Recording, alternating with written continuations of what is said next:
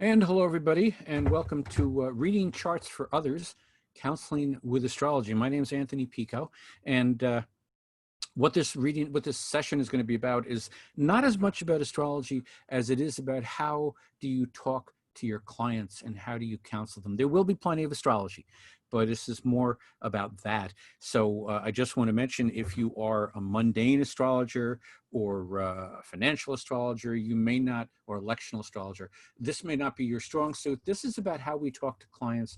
This is a little more about natal chart readings. So who am I? I'm a professional astrologer. I've got 34 years of experience. I think I became a good astrologer about 10 years ago, but that's the way it goes. I'm a big fan of less is more.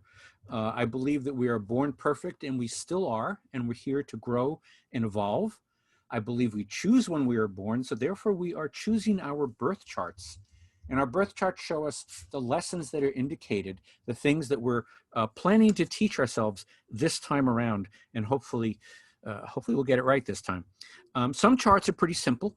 You'll see as you look at some people's charts, it's like, oh, this is easy one. I had a guy, I did his chart 30 years ago. He had trines upon trines upon trines. His life was fine. Things went his way. Bumped into him about 22 years later. Guess what? Everything was fine. Everything's going his way. Everything was fine. And that's okay. You know, there's nothing necessarily wrong with living that kind of a life. We all have different karma. And by karma, I don't mean it's punishment. I don't think karma is assigned to us from outside of us. I think it's a choice we make. It's karma is what we decide to learn. So for a quick example, if somebody wants to learn about money, they may come in and have 3 or 4 lives. One about maybe as a banker, one is a person that was really poor and became rich, one who was rich and really lost all the money. There could be a variety of ways to do that. So karma is it's kind of what I consider our courses that we take in college. And some of us, I'm going to admit, some of us are taking 5 majors at once and are coming in with quite an accelerated chart, trying to clear up a lot of karma in one life. So we've got a wide range of people, and I realized the reason I became an astrologer is that after I got over being like all excited about astrology, look what I can do, it then became, what am I doing? And I realized what I was doing was trying to help people understand who they were and heal them, or at least get them on the path. You're not going to heal somebody in one astrology reading, but it is definitely something, you know, you're going to try to aim them at. I want to begin by saying astrology is a wonderful tool. It is not just scientific. I think it engages both the left and the right brain. The logic kind of frees the intuitive side. The astrology itself, I think, consider very logical. It's all about math. You know, what's the longitude? What's the latitude? What's the degree of the planet? What hour of the day is it? Where on Earth are you? And then what happens is the counseling part is the intuitive part, where you find to reach out to somebody emotionally and you find a way to connect with them. One of my favorite astrologers, Sam Reynolds, actually said, he was on Bill Nye's show, and Bill Nye said to him, like, astrology is not scientific. And Sam just said, no, it's an interpretive art. And I love that, because that's really what it is. It has some science and it has some heart too. But astrology itself is a tool, and it's not an emotional tool, because it's basically kind of unfeeling in a way. You know, Neptune is square your Mercury, boom, that's what it is.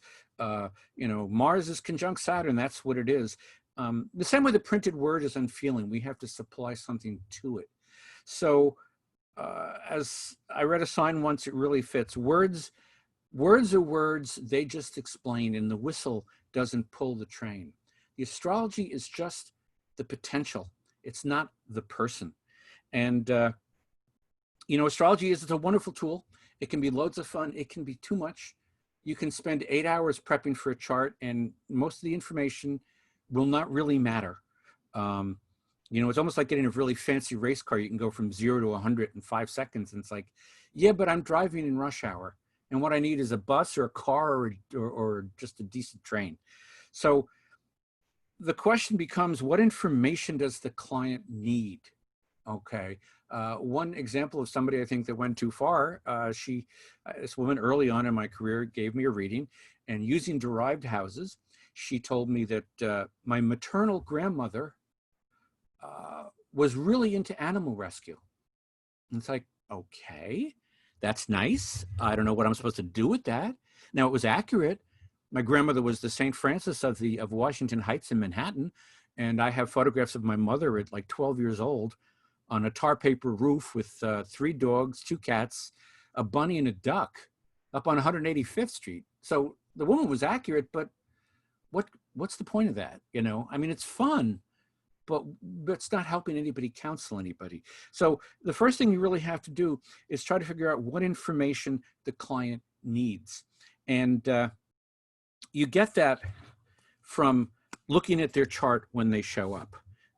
I'll get more into this in a moment, but people come to us in crisis, and you have to do the triage on their chart before you talk to them. But I want to step back and talk more about psychotherapy and astrology. Part of this seminar comes from the fact that Liz Green has given a seminar a few months ago, and the astrological references, let me get this slide, the next slide up. Carl Jung. Liz Green recently gave a seminar on the astrological references in the Red Book. She made the bold assertion that Jung's whole psychology arose out of astrology, and that the Red Book proves this. The depth of Jung's reliance on astrology is the great secret embedded in Jungian astrology, okay? Because astrology is wonderful. Counseling is psychotherapy. Jung based his archetypes on astrology. So we should be proud of ourselves as astrologers. We're part of what created psychotherapy. Now, Andrea Conlon, C-O-N-L-O-N, is partially the inspiration for this particular lecture. A lot of it is my information, but some of it I got from her. Here is her website. It's at andreaconlon.com. She's a licensed psychotherapist, and she's an astrologer. This is her basic webpage. She has 2 articles, PDF format, that you can download from her webpage, and that is over here. Okay. There's the 2 on the left: The Marriage of Astrology and Psychotherapy, which was published in the Mountain Astrologer in 2010, and Reflections of an Astrotherapist from the ISAR International Astrologer in December of 2020. And there's 2 quotes I want to kick off, really talking about the uses of astrology and how it differs from psychotherapy. And by the way, Andrea Conlon has decided to retire as a psychotherapist and continue as an astrologer. So that tells you something right there. Here are the 2 quotes, okay? One of the problems in combining the 2 is that we astrologers think we know things about ourselves and others, and we do, but only partially, on an archetypal level. Knowing someone on an archetypal level through their chart does not tell us about someone's particularly lived experience, which is the all-important element in therapy. Or as Stephen Forrest likes to put it, the map is not the territory. The chart is not the person. It's symbolic. So it's an archetype, but it's not who they are. The second quote I think is important to remember as we get into counseling. One reason that I find astrology such a beautiful theoretical model to use in psychotherapy is that the planetary and zodiacal archetypes are non-pathologizing. Astrology is an antidote to traditional mental health's obsession with diagnosing and labeling people, which I think is downright destructive.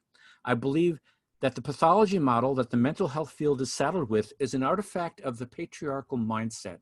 Astrology gives us space to navigate beyond that limiting paradigm. And I know there are psychotherapists over the years that have come forward and said things like, you know, maybe Asperger's syndrome isn't a problem, maybe it's normal. It may not be common, but it doesn't mean it's not normal. And so there are people that want to look at counseling, not so much from the point of view of what's wrong with you, but how do you function and how can you help yourself function in the best possible way? And that to me is what I do when I look at an astrology chart. Here is who I see in your chart, and what do I see when I'm looking at this, and how do I put the pieces together? And one thing I want to just quickly pop over to, and then I'm going to bag the slides for now. Andrea Conlon told me about a book by Adrian Ross Duncan called Astrology, transformation and empowerment. And that is what we're here to do. I believe as an astrologer, we're here to empower people and help them transform. And if you're interested, for whatever reason, he's an Irish astrologer that lives in Germany. Don't ask me why. And his website is www.astrowow.com. So that's all the slides for this exact moment. And I'm just going to talk and keep talking. And the first thing I want to talk about is honesty without compassion or kindness is useless. So being honest is wonderful, but you've got to be careful how you're honest. People come to us most often in a state of crisis. Okay, they're upset for some reason. They more often than not, Pluto or Uranus or Saturn is kicking them around by transit, if not all of them at once. They're coming to us frightened. They're coming to us broke. They're coming to us in pain, and they're asking, what's going on? I can't make sense out of it. So most people are coming to us kind of wounded. So again, compassion and kindness is the most important thing we can offer people. They're coming to us to be seen. They're coming to us because their life is on the line as far as they're concerned. They're often coming to us because they've never run into this before, and they're just grabbing at something that might give them a different point of view. Now, some people do have many astrology readings, but the majority of my clients have maybe had one or none astrology readings. I do get ones that, of course, come, oh, this is my 12th astrology reading. It's like, okay, fine. But some of them are just there because they're just lost. So again, kindness, they don't know what's going on. And we're here to empower them, listen to them, validate them. Most astrologers tend to talk a lot, and most therapists listen. We have to balance that out as astrologers. Listen to what your client is saying. Now, sometimes people are brought to us with Neptune. They may be getting a Neptune transit. Of course, that person might not even know why they're there because that's Neptune. But they may be there because they're interested in spirituality. Maybe Neptune is on their Mercury and they want to expand their spiritual knowledge. Or sometimes Jupiter can bring people in because it's a Jupiter return and they're there to learn something new, or Jupiter's on their Mercury and they want to find out something new. But most people are coming to us in some form of crisis and are looking for help. Excuse me while I cross a couple of things off. Most people also have rarely talked about themselves for an hour to 90 minutes straight without being yelled at. Okay, I'm sure we've all sat through, 20 or 30 or 50-minute tirades from mom or from dad or from the teacher or from our spouse or the police or the judge or, God save you, the warden. Okay, but rarely have most people have not sat and talked about themselves and had themselves talked about for that long a period of time in their lives. So this is a profound moment for them. If it's their first astrology reading, the first time, as they say, you've got to be gentle because they're coming to kind of a bit of a mess, and it's up to you to help them along. You're here, as I said, you're here to empower them. You're not here to judge them. This is not about you. I know in my early days of astrology, it's like, look what I did. I'm an astrologer. Wow, I did this and I did this and I showed it this. And then one day I realized that it's not about me. It's about what they need from me. And so it's important to remain blank. Okay. You do not want to judge them. You do not want to give the impression. So if somebody turns to you and said, well, I've been cheating on my wife with her sister, you can't go, oh my God, what's wrong with you? Because that's going to clam everything up. Yes, I did stop sharing my screen, by the way, because I don't have any slides to go with this at this exact moment. Okay, so remain kind of blank. You're there to validate them. And as Adrian Ross Duncan says in his book, Astrology and Transformation and Empowerment, start with the positive when you're looking at a chart. They've got Sun trine Moon, mention that first. They've got other planets trining other planets, mention that first. Don't call the other stuff in the chart problems. Call them challenges, or sometimes what I like to say is, when I do a reading, I talk about your skills and your gifts and where you can trust yourself. And then there's some areas where you have to be careful. You have some things to learn still, and there are some challenges there. Because we are a people, generally speaking, that loves to blame problems. You know, how often have you heard somebody go, oh, it's all because of my, Saturn position that I'm a jerk in relationships. We don't want people doing that. We don't want people using astrology as an excuse. Giving somebody a problem is like almost giving them a red flag to a bull. That's where it is. That's where I got it. That's my, no, it's not your problem. It's your challenge. You need to accept that you chose these challenges. It's like in college. Oh, God, I can't believe I took calculus. Well, you did, and you better master it. And you better learn something about it, even if it makes your brain hurt. Okay. Something else when talking to clients, very important, you must accept your client's truth, whatever it is. So if a client turns to you and says, well, things were okay until the little green man under my bed started giving me orders and kept me awake at night. And if you turn to them and say, there are no little green men under your bed, they're gone. They're closed out. They're not listening anymore. So you want to try to turn and, again, accept their truth. Well, how long have you been aware of the little green men? What have they been telling you to do? I see. When did they turn up? What are the why does it bother you? And, by the way, if somebody turns to you and says, I started seeing little green men in, August of 1987, look it up in the ephemeris. There might be a reason that they're starting to have this belief. So you have to accept their truth with whatever it is, and you have to roll with it and listen to them. One other rule of thumb, extremely important: record all readings.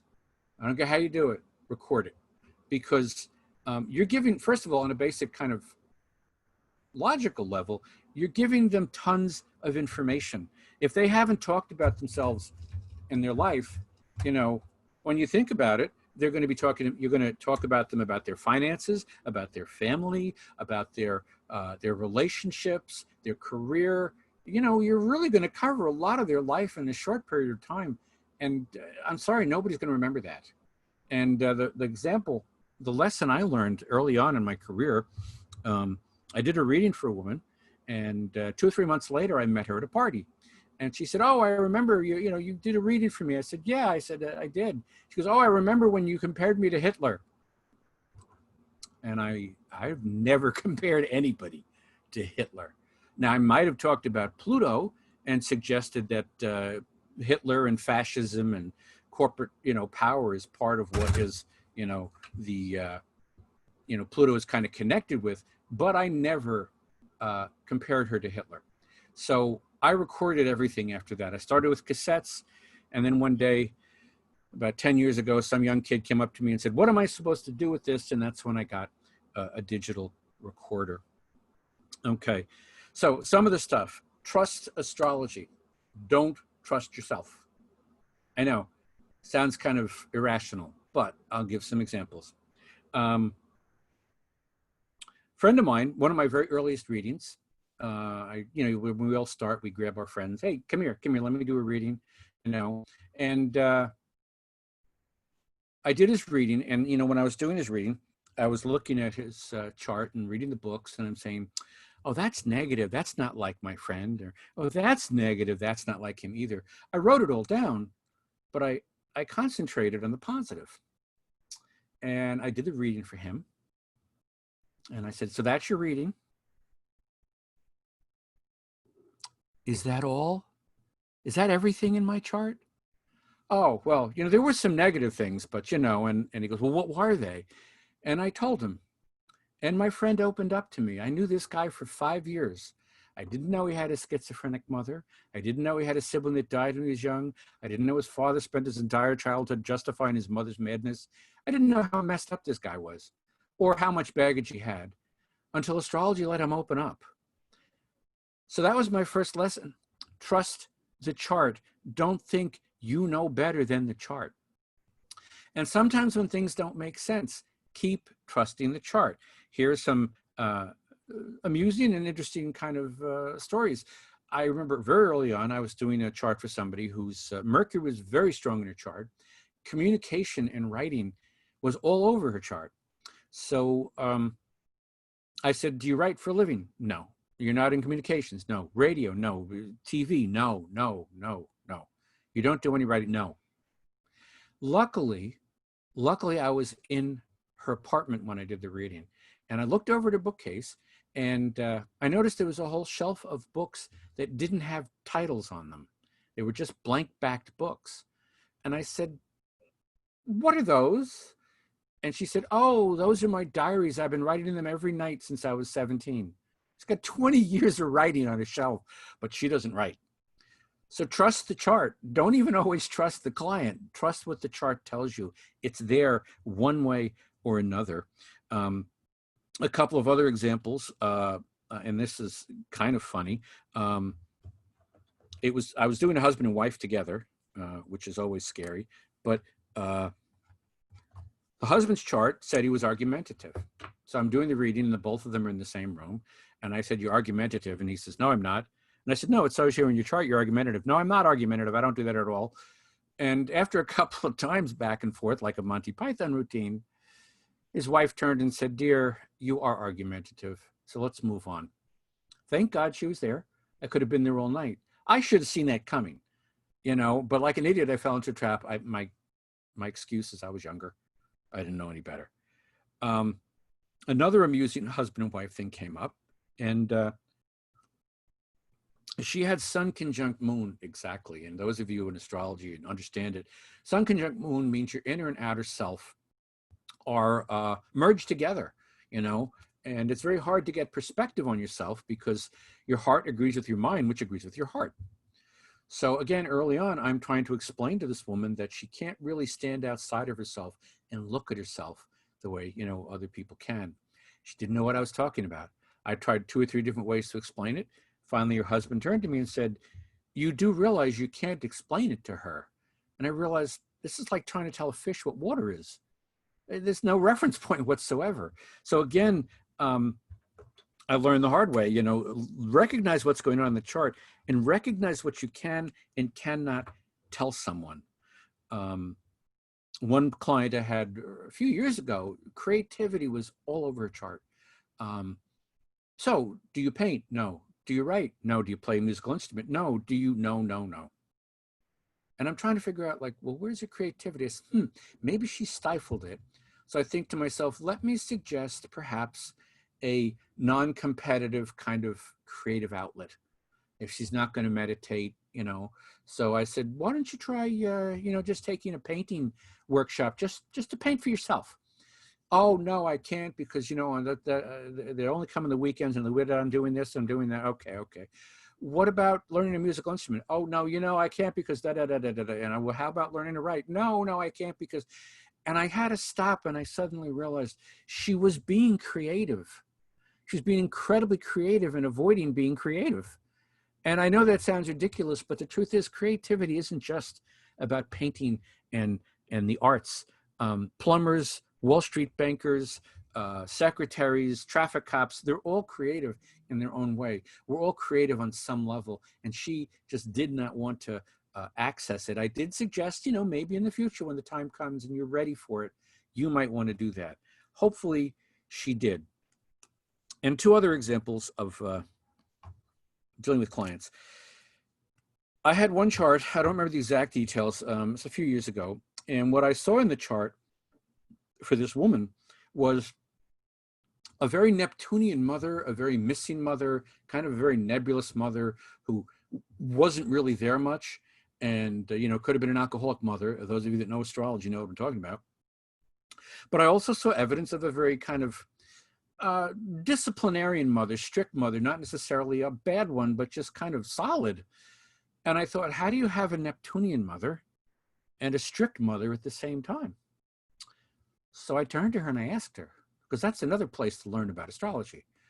And I explained what I saw and I said, well, I don't understand this. And she said, I can explain that. She was adopted.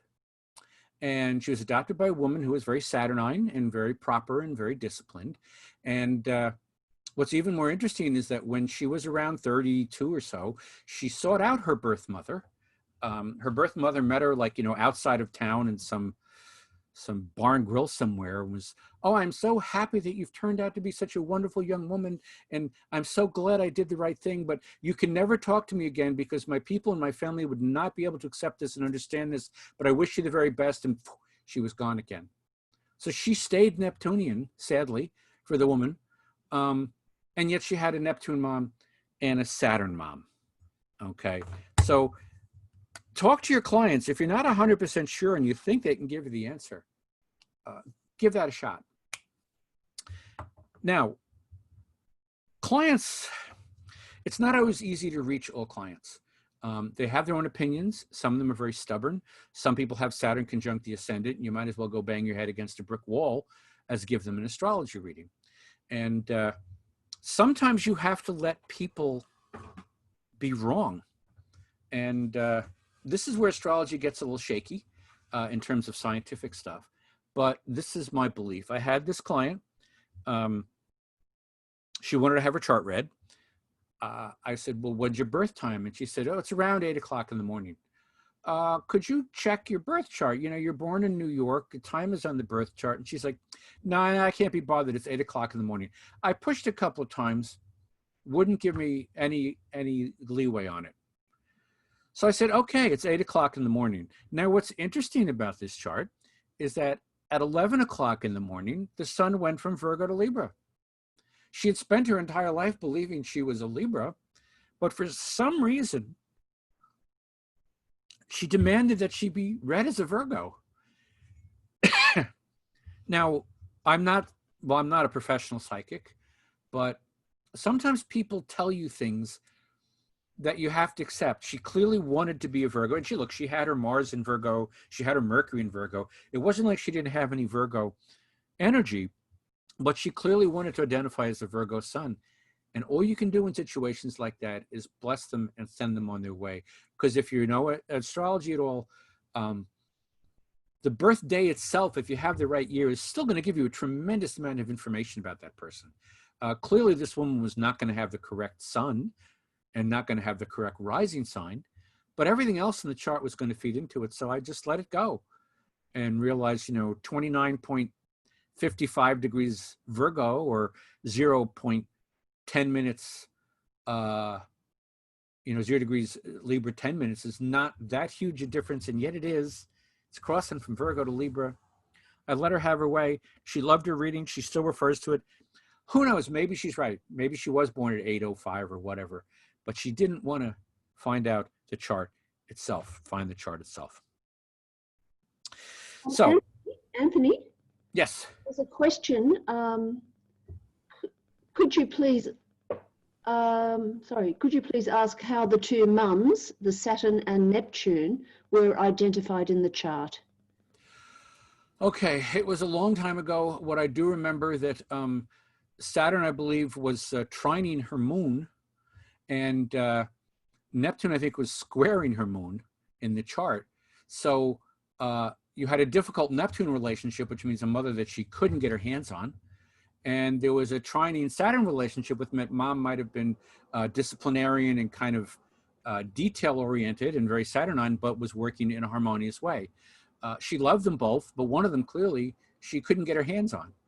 And of course, there's other aspects going in the chart, but that was what struck me as the strongest quality in the Neptune/Saturn mom, the two moms with the different planetary aspects, so to speak. Now, of course, I suppose she could have had a schizophrenic mother, but that's the story for another day. It turns out she had two different mothers, and one was Neptune and one was Saturn. That's a very simplified way of putting it, but you understand what I'm saying. Okay, so every chart has challenges, and you always need to find the escape route. That's what I often call it. Somebody's got a T-square. Look for any trines that are coming off the T-square. That's their way out. That's their solution. I'm going to go into detail at the end of this, quickly looking at a chart to give you examples. But that's the way to start looking at it. Always try to find the escape route. Always try to find the solution.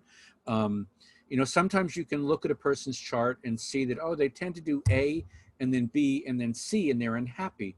And maybe your job is to say, you know what, do A and then see if you have to do B or not. and it might change it. We're here to hopefully change their formatting, change their patterns. Okay. Um, somebody always breaks up with somebody by getting drunk and then going and starting to fight. Maybe the next time you break up with your girlfriend or your boyfriend, don't go when you're drunk. I know that's a simplistic answer, but I'm trying to give you an idea of what I mean about it. I'll get a little more into detail later on when I talk about the chart that I have, and I'm going to talk about pinball charts, which I've done a video on, but we're not concerned with that right now. Other things that are going to help you, read human behavior books, any psychological books that interest you, Oliver Sacks, Jung, whatever you want to pick up, and try to look at people and understand what motivates them. Also, it helps too, if you're so inclined, you can go to ACOA meetings, Adult Children of Alcoholics. You can go to Alcoholics Anonymous meetings. You can go to SIA, Survivors of Incest Anonymous, or Overeaters Anonymous. And if anybody asks why you're there, you can say, oh, I have an uncle who drinks, or I have a cousin who's, wanted me to come here to help understand them a little better. And listen to people talk. People will tell you everything you want to hear if you're paying attention. Okay. And always, always, always be aware of how you phrase things. Okay. Years ago, years ago, I had a girlfriend. I hate dropping stuff in the middle of a lecture. Years ago, I had a girlfriend, and she was one of those people that like to do what their boyfriend always did. And so she wanted to learn astrology. And I said, okay. I taught her some astrology.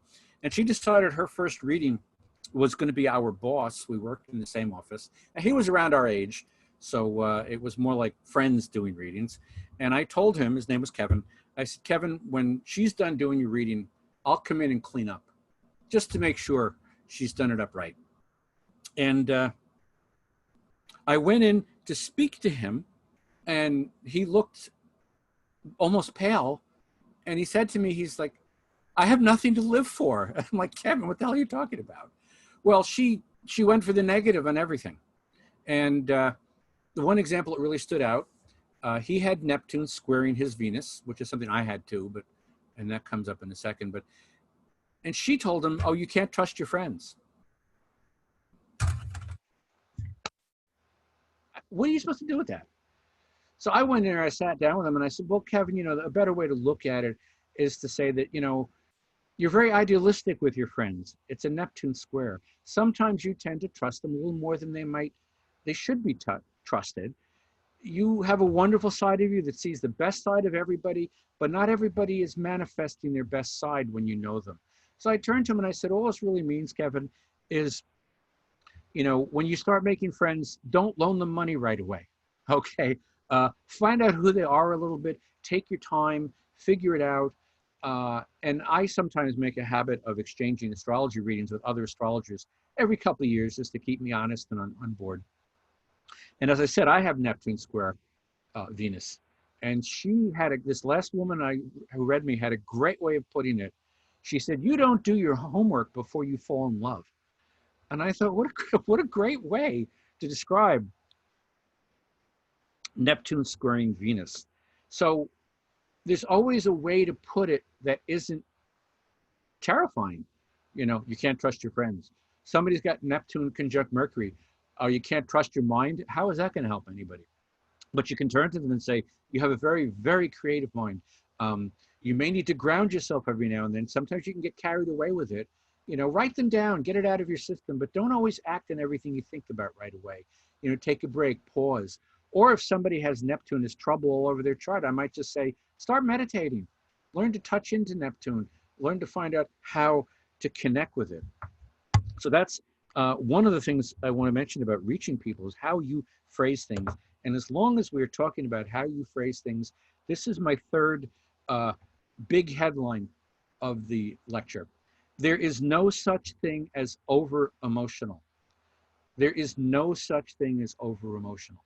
Now, people can be overly dramatic, but you're not there to decide whose emotions are acceptable and whose aren't. Some people have a Cancer moon, some people have a Scorpio moon, some people have a Capricorn moon or a Gemini moon. So don't ever tell somebody they're over emotional. Tell them they have powerful emotions. You can tell them sometimes you can be swept away by your emotions and you need to be careful about that, but don't invalidate their emotions. I learned that the hard way. I'm in my second marriage, okay? And, I'm a typical man. Honey, you're being too emotional. What is a person supposed to do with that? All you're doing is invalidating them. So now they can be overly dramatic. Um, just a quick reference point in the chat room, in reference to Neptune square Venus, somebody said, sometimes you may suffer disillusionment in friendships. Excellent point. That's another way to put it. Again, it's all on how you put it. You don't have to make it sound horrible, okay? Some things to be aware of also. The age of your client when you're talking to them. I do a chart for a 20-year-old. It's completely different than when I do a chart for a 60-year-old. The 20-year-old is sitting there going like, oh, wow, that is me. Oh, yeah, I do that. Wow, how did you know? That's amazing. I never would have thought of it that way. By the time you're 50 or 60, it's like, yeah, I've done that. Yeah, I've done that more than once. Yeah, I learned to not do that. Hopefully in the intervening 30 or 40 years, people have learned something. God save a 60-year-old that's going, oh, I do that. But, there's always time. Also be aware, before and after your Saturn return, it's a different person. If you don't know what a Saturn return is, very quickly, your Saturn return comes when you're around 29 years old. Roughly, Saturn goes all around the solar system and returns to where it was when you were born. And this is when astrology considers you grown up. Up until around 29, Saturn represents authority, among other things, and all of the authority in your life comes from outside. It's mom, it's dad, it's the teacher, it's the priest, it's the pastor, it's the cop, it's the school teacher that I mentioned that yet. It's always an outside influence. Then you go to work in your early 20s and it's your boss or it's your college professors or whatever it is, until finally you get to be around 29 years old. Saturn comes back to where it was when you were born, and now you become your own authority and things get serious, okay? And by serious, I don't mean boring or dull, but now you're in charge. Now you should have enough rules to know what you're doing. And that changes a bit after a person gets through their Saturn return. Ideally, they're more responsible. Ideally, they're paying more attention. We cross our fingers. I did have somebody after their Saturn return that told me that her chart would be perfect if it wasn't for Saturn, which I said, astrology don't work that way. You've got to take your responsibility. Now, keep in mind also, a lot of what you see in a person's chart is how they perceive the world. Not necessarily the way the world is, but their perception. And my favorite comment or example of this, I have two brothers. I'm the youngest. My middle brother is 4 years older than me. My oldest brother is 3 years older than him. My oldest brother has Sun conjunct Moon in Gemini. My middle brother has Sun square Moon, Sun in Cancer, Moon in Libra. I have Sun trine Moon, Sun in Capricorn, Moon in Taurus.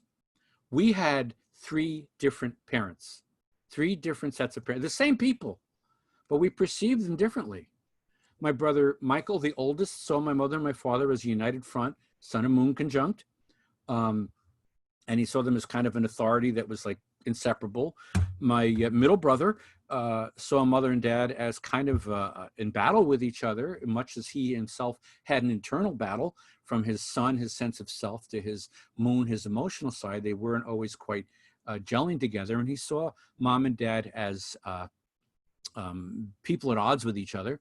And I had Sun trine Moon, and mom and dad seemed to get along fine. They were different. And I had a lot of personal confidence.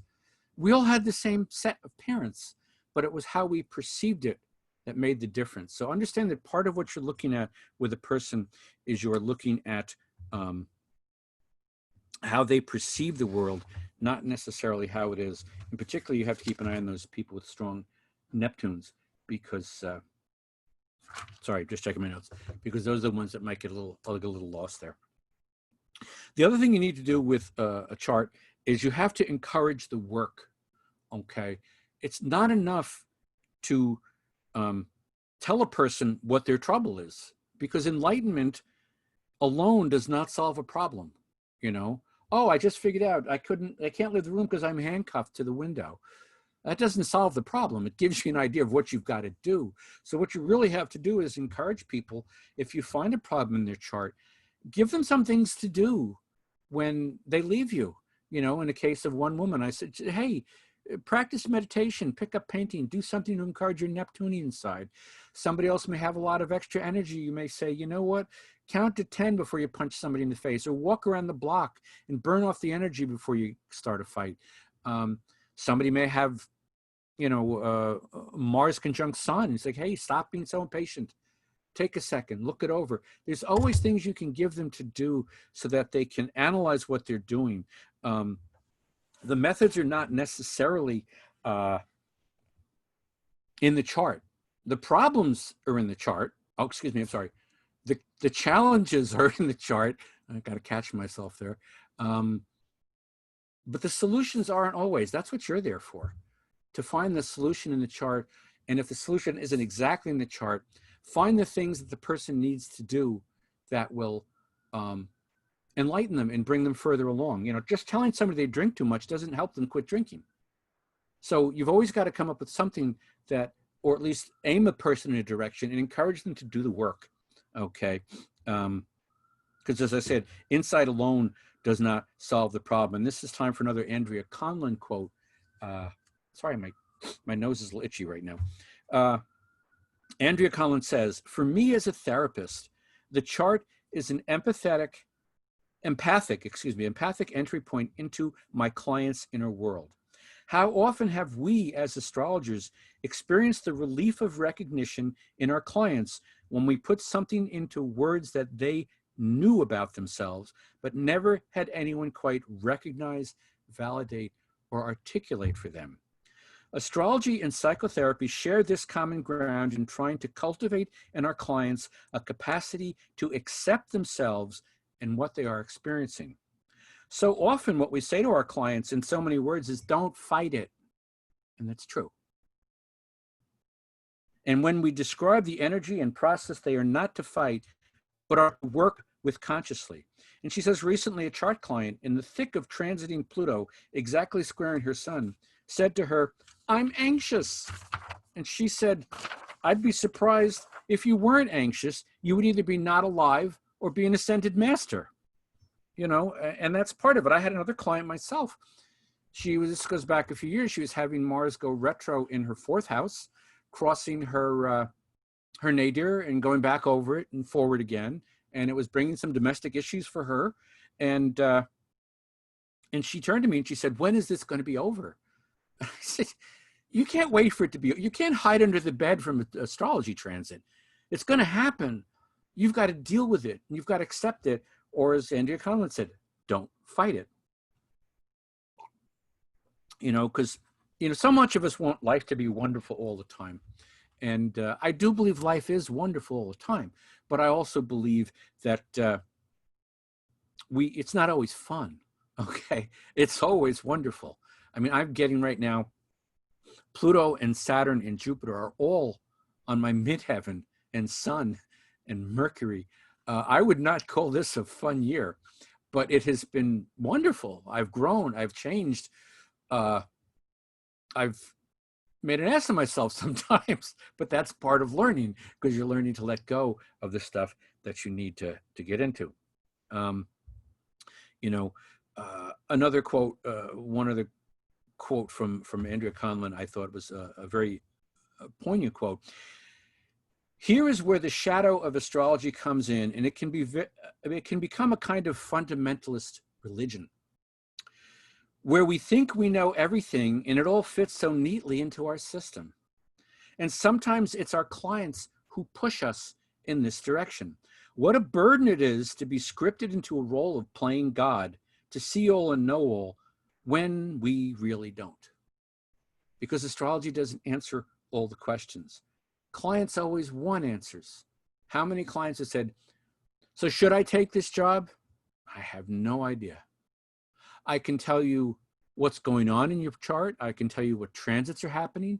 I can tell you what areas of your life are being affected. And then you have to decide on your own, will that job improve the situation you're in or fulfill the situation as it's unfolding. Excuse me. We don't have all the answers.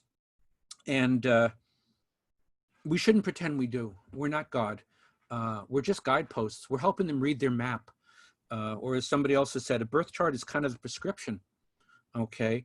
And the chart is the medicine that we are taking in this life. Awareness is a help, but it is not an answer in and of itself. So basically, record all readings, never say anything, anybody's over emotional. Always be kind and compassionate with the person you're reading. They're delicate. They are, think of this gift, handing their life to your hands for an hour or so and asking you to help them. And they're probably going to give you a little more credence than a psychotherapist, because, you know, astrology has been around for thousands of years, and, you know, we know stuff. We don't really know stuff, but we do know stuff. But we don't have the answers, but they're looking for them. And ideally, we can point in the direction where to go with it. So the thing I wanted to do, let me see how much time I got left here. Just check my style. Oh, I got a few minutes here. Okay, I'm going to share my screen again, and I'm going to bring up my astrology chart, but we're going to pretend it's somebody else.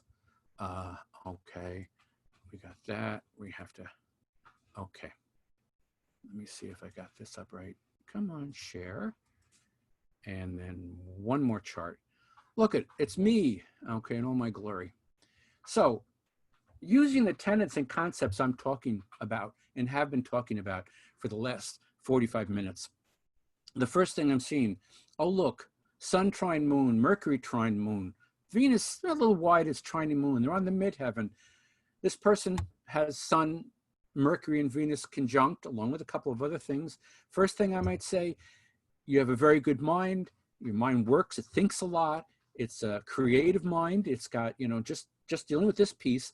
Venus is conjunct Mercury, and it's conjunct the Sun. You're actually probably very good at speaking. You're probably very good at public speaking because it's on your midheaven. You actually have a lovely way of probably putting things with Venus conjunct Mercury. You kind of have a silver tongue.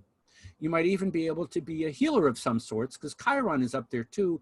And look, hey, it's the direction of your life. It's the North Node.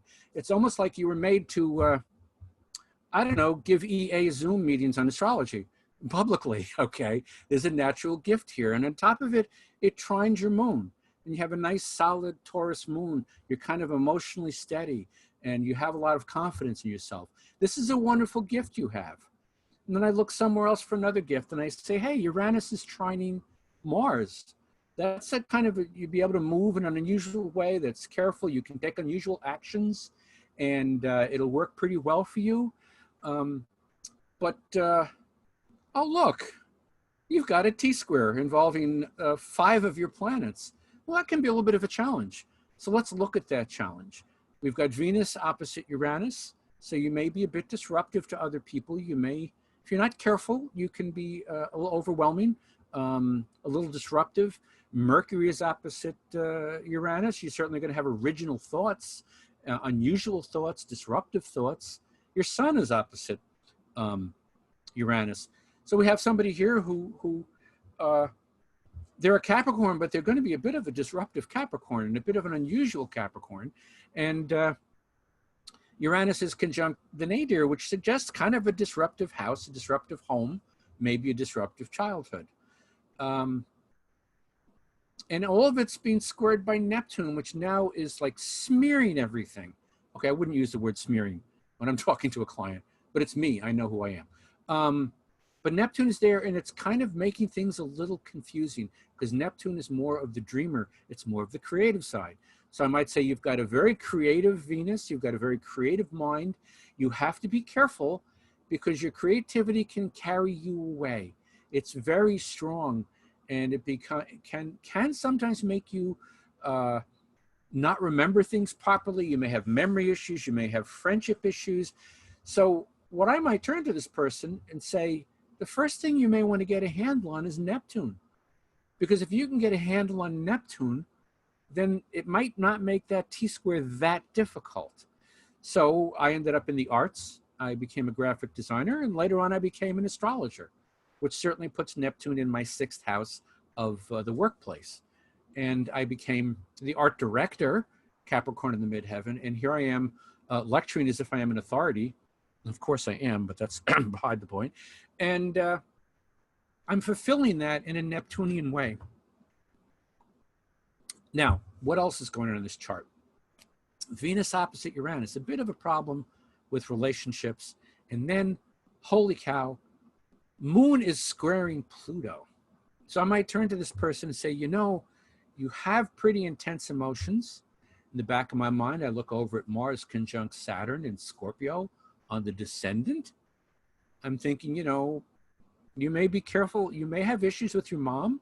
You may have had power struggles with your mom. But you love your mom. Your moon is trining your son. The moon's in the 1st house.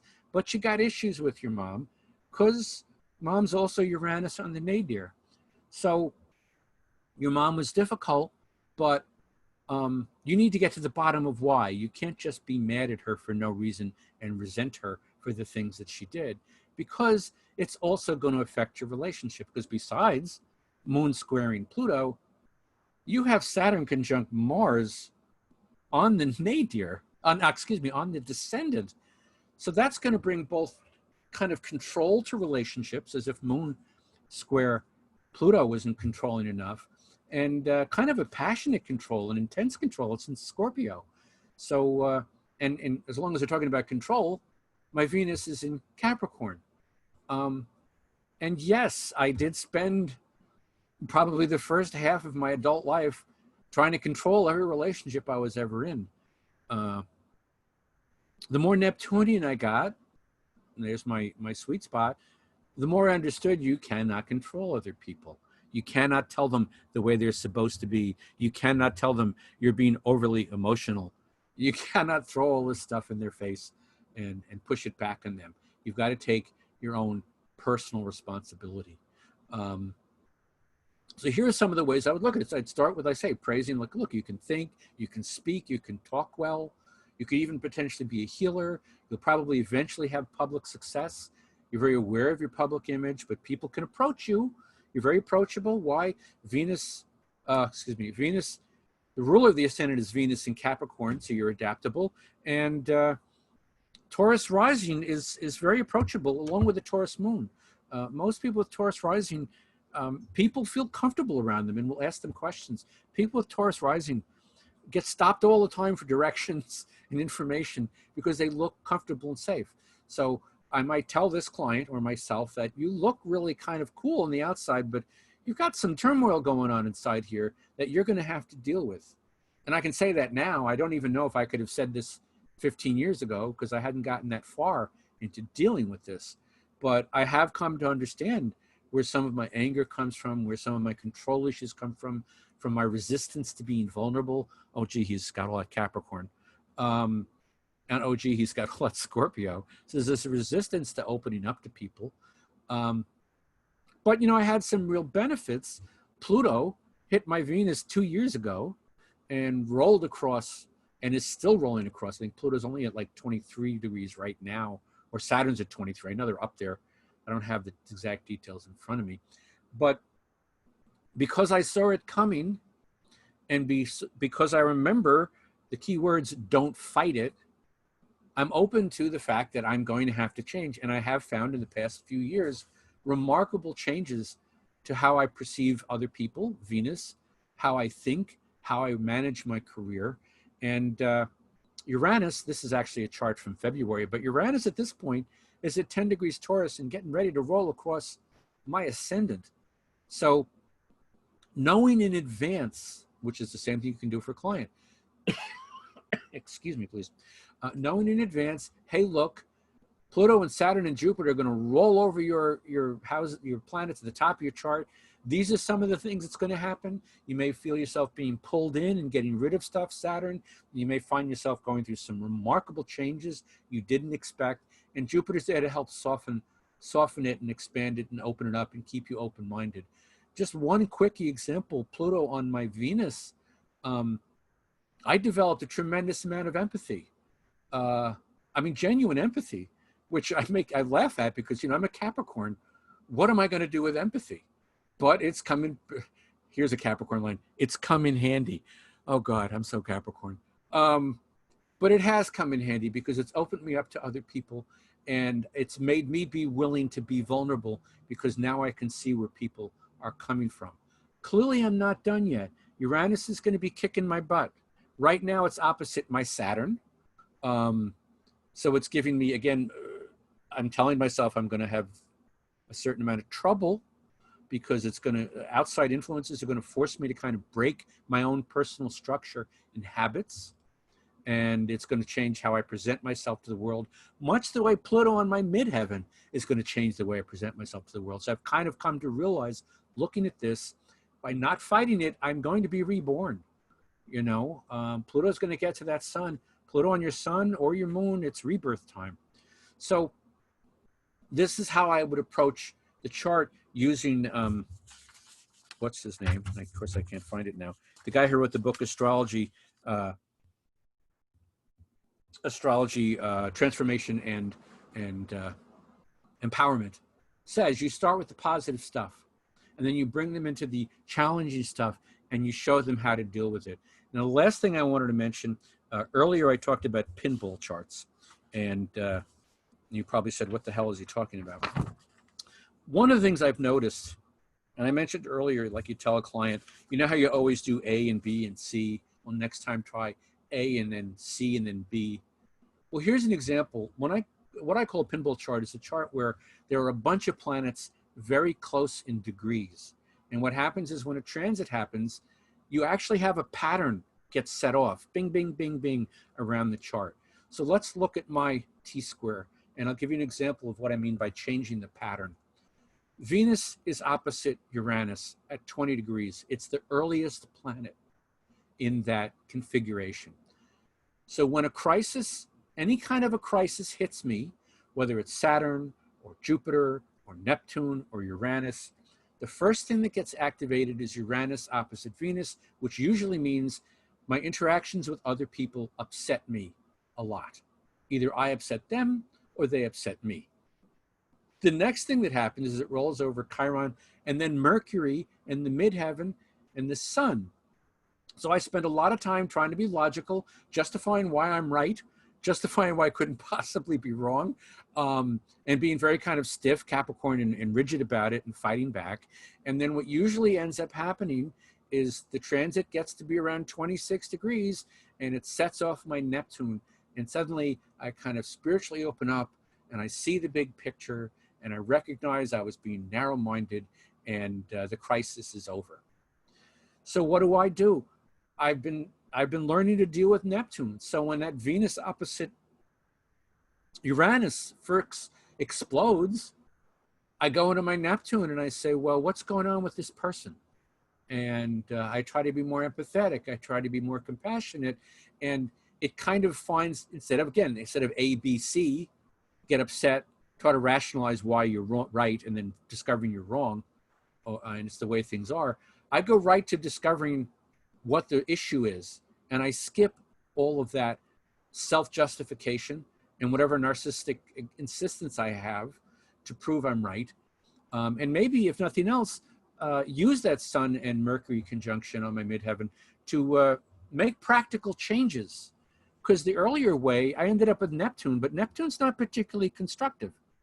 So by kind of subverting the order of things and being aware of how things usually play out in my chart, I can kind of turn it a little upside down and work better with this issue in my chart. So again, this isn't something you get from just looking at the chart, but this is something you can apply to a chart. So what have we got here time-wise? We're just about at 59 minutes, or about an hour. I'm more than willing to take any questions. Right now, a quickie commercial. That's me.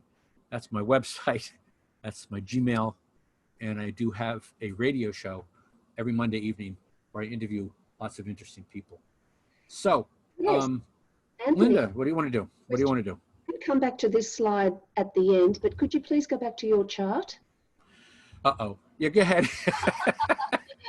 Okay, now you were saying, you were insistent and narrow-minded and, okay, so Neptune in Libra in the 6th house, well, this could be Well, this sixth house can be criticism from others as well. I would It's true. say, how about applying that Neptune to yourself and being empathetic and compassionate towards yourself? Um, rather than Yeah, I saying, certainly, yes. oh, they were right and I was wrong and I've softened up and I can see their point of view, but then there's nothing wrong with being insistent if you're seeing it that way. And it's called self-acceptance. You do have Venus in Capricorn. Yes. Yes, Mhm. indeed. Okay. Um, it's true. Well, you know, obviously with all that Capricorn, I've been convinced I was right from day one. Plus it trines my moon. So for me, a lot of the lesson has been accepting other people's viewpoints, which why for me, Neptune has been very important in terms of helping me develop empathy and understanding. But yes, there's times I have to take that Neptune and apply it to myself and wonder, you know, is this right? Is this my intuition telling me what I need to do?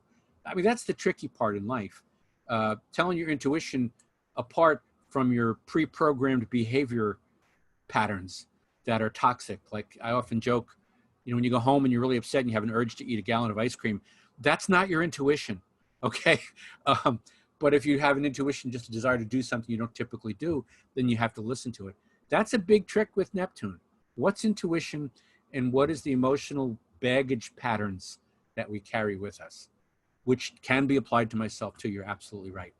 I would also say that Neptune can be the most dynamic planet in your chart because of that T square, and it can be used really well. But also the empty leg of that T square is Aries in the 12th house, Yep. is also re-emphasizes what I'm saying, that self-acceptance and self-compassion. And I'm having loads of fun right now because Mars is going retro and that missing leg for the rest of this year. So check back with me in January and see if I'm still alive. All right. I think Um, your midheaven is so dynamic. It's so fantastic. Look at it, all that stellium right there on the midheaven. It's amazing. I know. I don't know. I don't know what I was thinking. um, by the way, in reference to the question in the chat room about do I use progressed sun and moon in readings, I do. And actually, in this particular chart in front of you, my chart, my progressed sun went into Aries last year.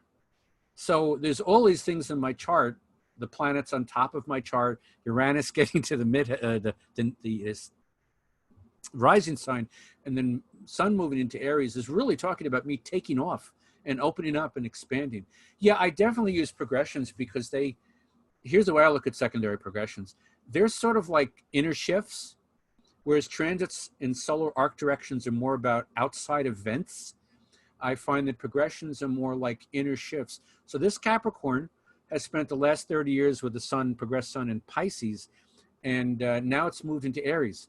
So that's a big shift for me. So yes, I always consider progressed progressed planets when I'm looking at a chart. I don't always bring it up to a client because then I'd have to explain what secondary progressions are, but I'll definitely bring it in.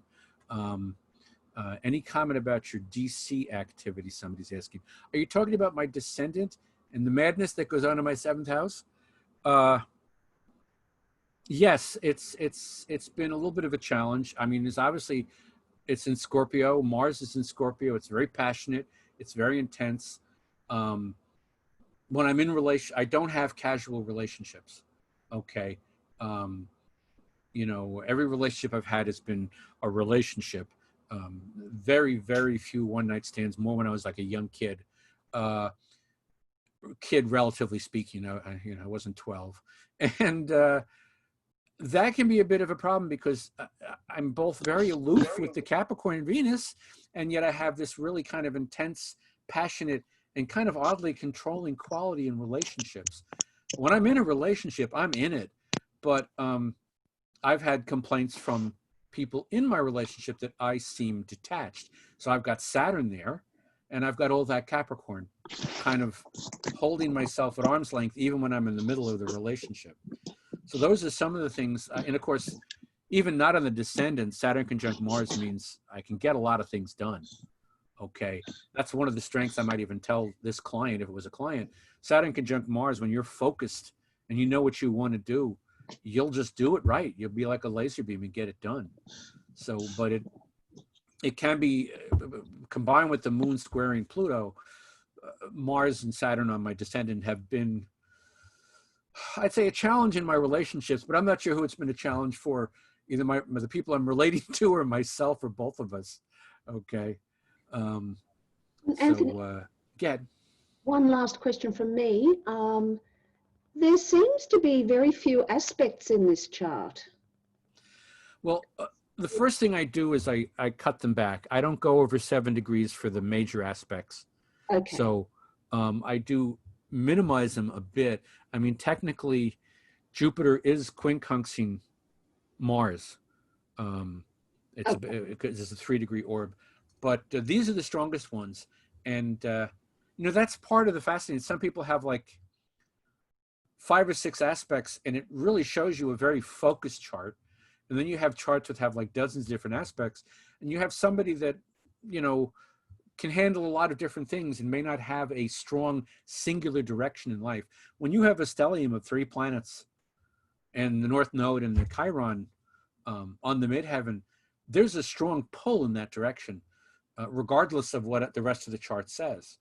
So yeah, there's not a lot of aspects, because a lot of them, when you think about it, all 3 planets are actually, there's 5 planets making the T-square. So it's actually like 3 oppositions and 4 squares, but they're all in the same pattern. So it looks like there's not a lot of aspects, but there's actually 7 aspects right there in just that T-square. I was just going to make that helps. a comment that perhaps the fewer the aspects, the more Uranian the chart would be. That's what I was thinking. Yeah, I mean, there's definitely more Uranian, and it's strong in my chart. It's right at the core of who I am, being Uranian. And I'm of that 1954 Neptune squaring Uranus. That's the rebel. We don't even care what we're rebelling against. We'll just rebel.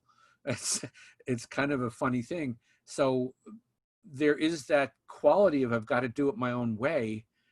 Ironically tapped into the Capricorn, which wants to find out how people do it and behave accordingly. So it has been a challenge in my life to find a way to be a bizarre Capricorn. And I think in some ways being an expert or an authority on astrology and using it in a practical way is probably a decent manifestation of being a very Neptunian and Uranian Capricorn. Because I'm certainly not a captain of industry or a mogul of any kind, which is the stereotype, or banker, which is your Capricorn stereotype. So. Okay, great presentation from Jen. And would you like to go to your last slide? And sure, what the heck, just a last brief thing. I do have a radio show on the internet from every Monday from 9:30 to 11 p.m. East Coast time in New York. It's at Spreaker.com/show/cosmic-Tuesdays. I interview astrologers, psychics, NDE people, energy healers, everybody out there, reincarnation experts. 2 weeks ago, we had somebody who was an expert on walk-ins. So really cover lots of metaphysical topics and people. I interview a lot of people. And if you just want to contact me, there's my Gmail address, and my blog is very irregular, but it's how you can contact me as an astrologer and also see where I'm coming from. Lots of little things. I don't have one of those astrology blogs where I tell you in March the moon will be going, into whatever. It's more about philosophy and astrology than that. Next month Saturn's going retrograde or whatever it is. It's beautiful. So, thank you. And I would add to that wisdom. Thank you very much for sharing your wisdom. You're very welcome. I love doing these things. Yeah, let's just say a very big thank you to Anthony Picco, everyone. Thank you, Anthony. Namaste, everyone. It's always a pleasure. Thank you, Anthony.